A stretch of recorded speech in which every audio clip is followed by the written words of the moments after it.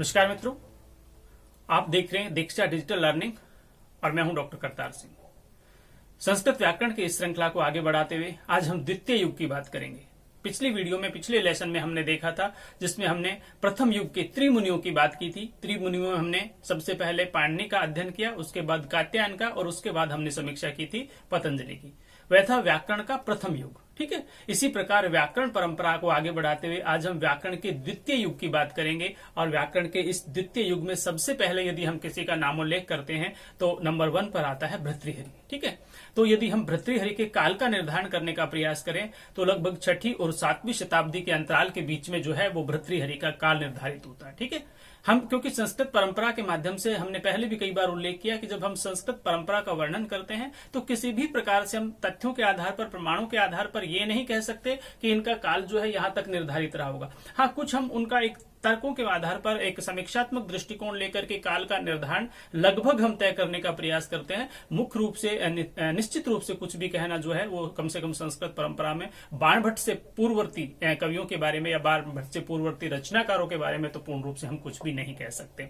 तो 650 के आसपास जो है मतलब 6ठी शताब्दी का उत्तरार्ध और 7वीं शताब्दी का पूर्वार्ध जो है ये फिर निश्चित रूप से हम भर्तृहरि के समय को या उनके काल का निर्धारण करते हैं।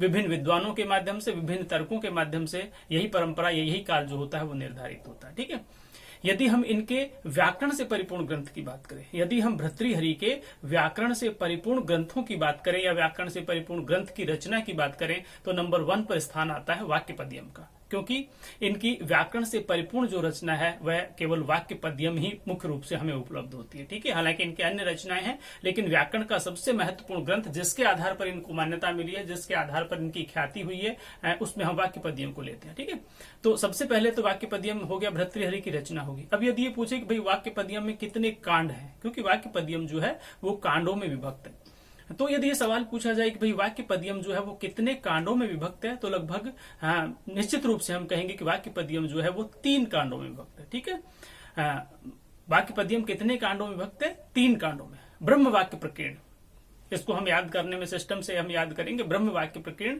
मतलब प्रथम जो कांड है वो ब्रह्म कांड है, उसके बाद में वाक्य कांड है और उसके बाद में प्रकीर्ण कांड है, यानी ब्रह्म वाक्य प्रकीर्ण। इस आधार पर हम जो है व्याकरण के इन तीनों ग्रंथों को याद कर सकते हैं। मतलब जो है वाक्यपद्यम, इनके तीनों कांडों को हम याद कर सकते हैं ब्रह्म वाक्य प्रकीर्ण के आधार पर। बाकी आप अपने आधार पर उसका सामान्यकरण कर लीजिए, जो आपको उचित लगे, जो आपको सही लगे उसके आधार पर आप उसकी समीक्षा कीजिए। तो ये हुई बात कांडों की। ठीक है, बहुत महत्वपूर्ण है रचना है इनकी। यदि हम इनके दूसरी रचनाओं की बात करें, अन्य रचनाओं की यदि हम बात करें, क्योंकि ये तो केवल व्याकरण के आधार पर हम चूंकि वैयाकरण के रूप में ही हम इनका अध्ययन करने, व्याकरण के जो जानकार होते हैं उनको हम वैयाकरण कहते हैं।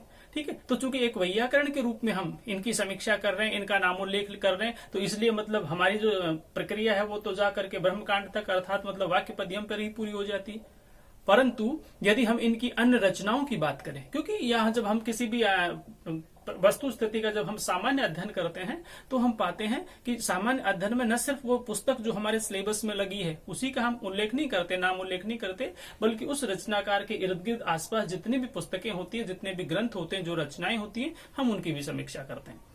तो मुख्य रूप से हम यहाँ पर यही कहेंगे कि मतलब उसके साथ साथ उनके जो शतक त्रय हैं, भर्तृहरि के जो शतक त्रय हैं, उनका भी नामोल्लेख करना बहुत आवश्यक हो जाता है। 3 शतक सारी दुनिया जानती है, सर्वविदित है 3 शतक उनके, जिसमें हम श्रृंगार शतक की बात करते हैं, वैराग्य शतक की बात करते हैं, नीति शतक की बात करते हैं। ठीक है, श्रृंगार शतक है, उसमें मुख्य रूप से उन्होंने श्रृंगार का यानी प्रेम का ही वर्णन किया है। मुख्य रूप से स्त्री और पुरुष के जो संबंध होते हैं उनकी उन्होंने समीक्षा की है। मतलब श्रृंगार का एक चरमोत्कर्ष दर्शाने का प्रयास इन्होंने किया है श्रृंगार के माध्यम से। ठीक है, और वैराग्य शतक में वैराग्य का वर्णन किया है कि मनुष्य जब वैरागी हो जाता है, विराग धारण करता है, मोह माया के बंधनों से आजाद हो जाता है, तो फिर उसका क्या दृष्टिकोण होता है, हमें उनसे क्या प्रेरणा और क्या शिक्षा लेनी चाहिए, हमें वैराग्य शतक में देखने को मिलता है।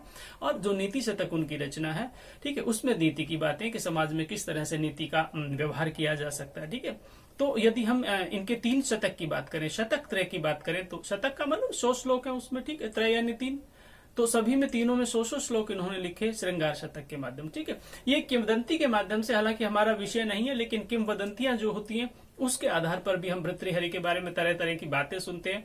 श्रृंगार शतक में इन्होंने जो रूप लिखा, नारी का जो रूप लिखा या फिर जो एक समीक्षात्मक दृष्टिकोण उन्होंने दिया, इसका यदि हम समीक्षा करें तो हम लेके मतलब इन्होंने, इनका ऐसा लगता था कि मतलब मोह माया के बंधनों से पूर्ण रूप से आजाद हो चुके हैं। ठीक है, एक अच्छे भले एक राजकीय परिवार से आने वाले व्यक्ति और किस तरह से सन्यास को धारण कर लेते और कि एक तरह से योगी बन जाते, सन्यासी बन जाते, इनके पीछे भी कहीं न कहीं मतलब इसमें एक स्त्री का दृष्टिकोण देखने को मिलता है। मैंने कहा कि हमारा विषय नहीं है, लेकिन चूंकि कई बार चर्चा चलती है, इसलिए एक सामान्य तौर पर मैं इसकी जानकारी आपको देना चाहूंगा। आपको भली भांति विदित होगा, जिनको नहीं पता वो इस चीज का ध्यान भी रखें कि श्रृंगार शतक के पीछे जो है मुख्य रूप से स्त्री का हाथ बताया गया है।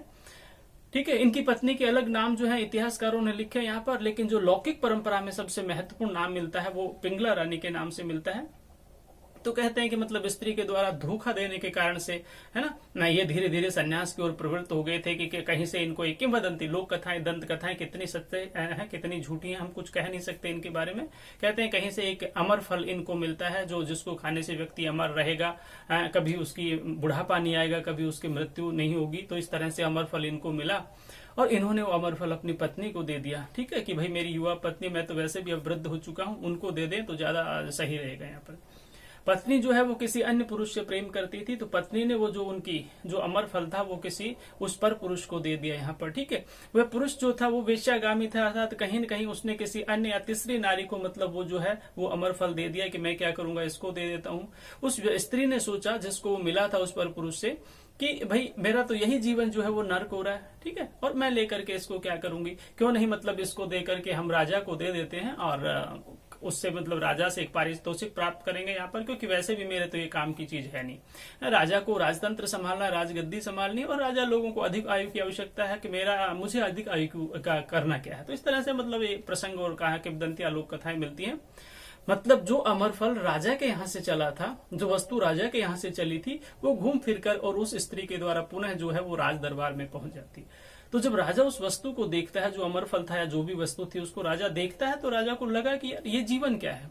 ठीक है, मतलब किस पर विश्वास करे, ये संसार क्या है, क्यों इस संसार इस तरह से मतलब धोखाधड़ी किसी के साथ करता है, क्यों प्रियजन अपने ही व्यक्ति क्यों किसी के नहीं होते। ठीक है, क्यों अपने लोगों के द्वारा बार बार प्रवंचना इस तरह से धोखाधड़ी की जाती है, धोखा किया जाता है। वह स्त्री जिसको मैंने प्राणों से अधिक प्रेम किया, जिस पर मैंने अपना सर्वस्व न्यौछावर कर दिया, ठीक है, अगर वही मेरी नहीं है तो फिर इस संसार में कौन है। तो कहते हैं इस घटना से बहुत ज्यादा जो है वो बहुत ज्यादा आहत हुए अंदर से, ठीक है, पीड़ित हो गए, और फिर कम से कम इन गृहस्थी जीवन, इन सांसारिक बंधनों के प्रति तो उनके मन में इस तरह से एक वैराग्य का भाव जागृत हो गया। तो वहां से उन्होंने इसको छोड़ा। तो उससे पूर्ववर्ती जो स्थिति है उसमें इन्होंने श्रृंगार का भरपूर वर्णन किया।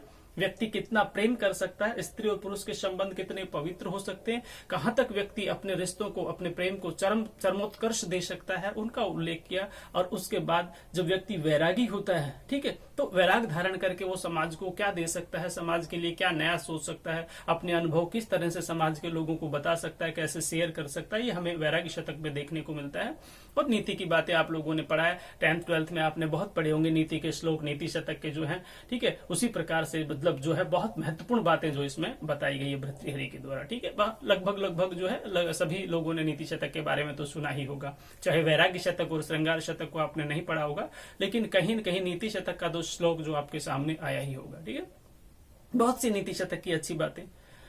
कैरान भूषयंति पुरुषम हारो न चंद्रो जुला न स्नानम न विलेपनम न कुसुमम न अलंकृता मूर्धजा वाणी एका समलंकरोति पुरुषम या संस्कृता धार्यते क्षीयंति खलु भूषणानि सत्तम वाग भूषणम भूषणम। इस तरह के श्लोक न जाने कितने आप लोगों ने पढ़े होंगे कि संसार में सब चीजें नष्ट हो जाती है, लेकिन क्षीयंते खलु भूषणानि सततम वाक भूषणम भूषणम, सारे आभूषण जो है वो नष्ट हो जाते हैं, लेकिन वाणी रूपी जो आभूषण है वो सदा सदा के लिए बना रहता है।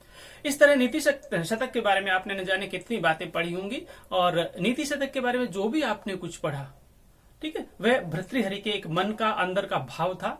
ऐसे ही श्रृंगार शतक में उनके मन का अंदर का भाव था, ऐसे ही वैराग्य शतक में उनके दिल से निकली हुई जो आवाज थी उसको उन्होंने कलमबद्ध किया और समाज को एक नई प्रेरणा, एक नई दिशा इन्होंने दी। तो इस तरह से निश्चित रूप से प्रथम कवि, द्वितीय युग के जो प्रथम वैयाकरण है, उनका जो काल होता है वो पूरा होता है, और उनकी रचनाओं का एक समीक्षात्मक दृष्टिकोण हमने लिखा। और भी इनकी रचनाएं मानी गई, लेकिन व्याकरण का सबसे महत्वपूर्ण जो ग्रंथ है उसको हम वाक्यपद्यम के रूप में ही स्वीकार करते हैं। इसी युग के यदि दूसरे विद्वानों का नाम, मैं द्वितीय युग की बात कर रहा हूं, ठीक है, व्याकरण का द्वितीय युग चल रहा है। उस द्वितीय युग में पहले कवि के रूप में हमने भर्तृहरि का नाम उल्लेख किया, और दूसरे कवियों के रूप में हम ज्यादित्य वामन का नाम लेते हैं। ज्यादित्य वामन, समय इनका वही 6ठी शताब्दी, का पूर्वार्ध लगभग माना गया, 650 से 700 के आसपास ही इनका भी काल माना गया, लगभग समकालीन माना गया इनको।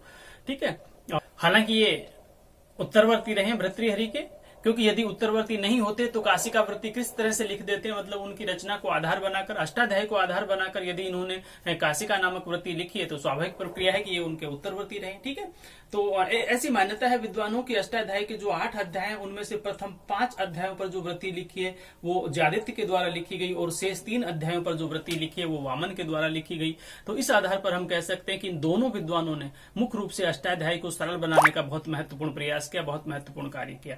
मित्रों, आज की श्रृंखला में इतना ही।